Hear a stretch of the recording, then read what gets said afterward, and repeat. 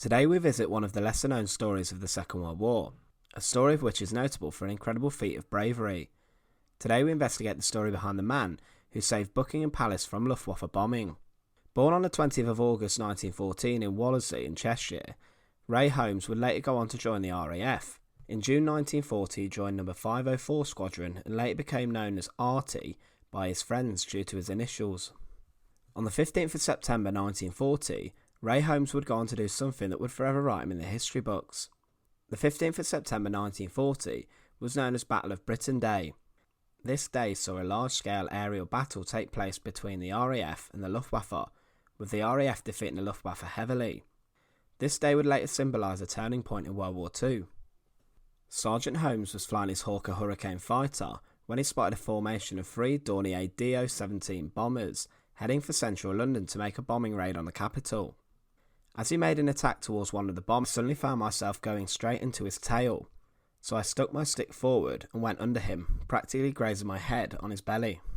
Holmes then went on to attack the second Dornier aircraft and managed to cause a crew member to bail out. He said, "Suddenly something white came out of the aircraft. I thought it was part of his wing that had come away, but in actual fact it turned out to be a man with a parachute coming out. I was travelling at 250 miles per hour, it all happened so quickly, but before I knew what had happened, this bloody parachute was draped over my starboard wing. There was this poor devil on his parachute hanging straight out behind me, and my aeroplane was being dragged. All I could do was swing the aeroplane left and then right to try and get rid of this man. Fortunately, his parachute slid off my wing, and down he went, and I thought, thank heavens for that." Spotting the third Dornier, Holmes spotted it directly heading towards Buckingham Palace. Holmes managed to avoid the bomber's machine guns and he climbed ahead of the aircraft. He then swung the Hurricane around to make a head-on attack, but was horrified to find that his machine guns were failing.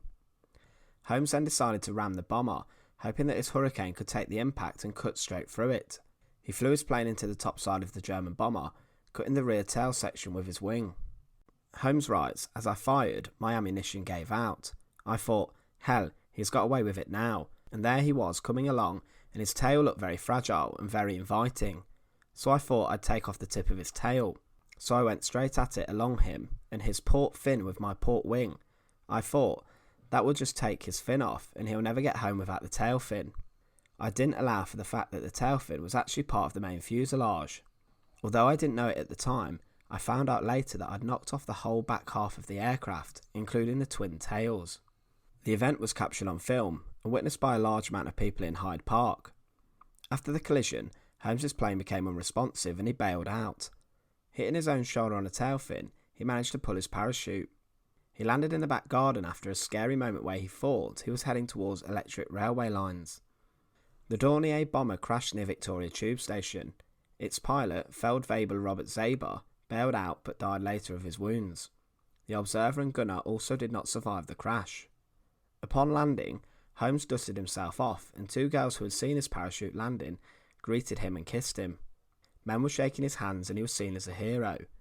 He was carried over people's heads towards the Chelsea barracks, with everyone trying to touch him as he was a hero. In the press, Holmes was treated as a national hero and as the man who saved Buckingham Palace. The RAF did not practice the manoeuvre of ramming an aircraft, so this impromptu act was considered an act of selfless courage. Following the war, he was a king's messenger and would later return to his job as a journalist. 65 years later, Holmes's Hurricane was discovered and successfully excavated. Holmes died in 2005 at the age of 90. He will forever be remembered as the man who saved Buckingham Palace. Thank you for watching The Untold Past. To support the channel, please subscribe. Thank you once again for watching.